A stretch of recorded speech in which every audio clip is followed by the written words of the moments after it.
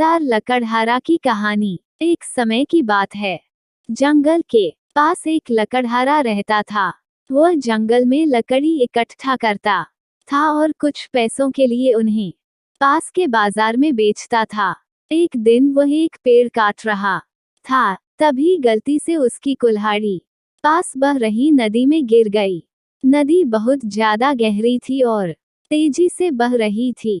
लकड़हारे ने अपनी कुल्हाड़ी को ढूंढने का बहुत प्रयत्न किया, लेकिन उसे कुल्हाड़ी नहीं मिली। वह दुखी होकर नदी के किनारे बैठकर रोने लगा। उसके रोने की आवाज सुनकर नदी के भगवान उठे और उस लकड़हारे से पूछा, क्या हुआ?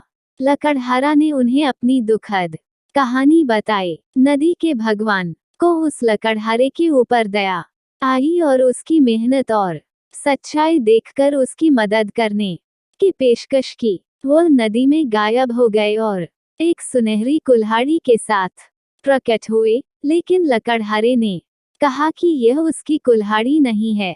वह फिर से गायब हो गए और अब की बार चांदी की कुल्हाड़ी लेकर वापस आए, लेकिन इस बार भी लकड़हारे ने कहा कि यह कुल्हाड़ी भी उसकी नहीं है। अब नदी के भगवान पानी में फिर से गायब हो गए और अब की बार वो एक लोहे की कुल्हाड़ी के साथ वापस आए। लकड़ी की कुल्हाड़ी देखकर लकड़हारा मुस्कुराया और कहा कि यह उसकी कुल्हाड़ी है।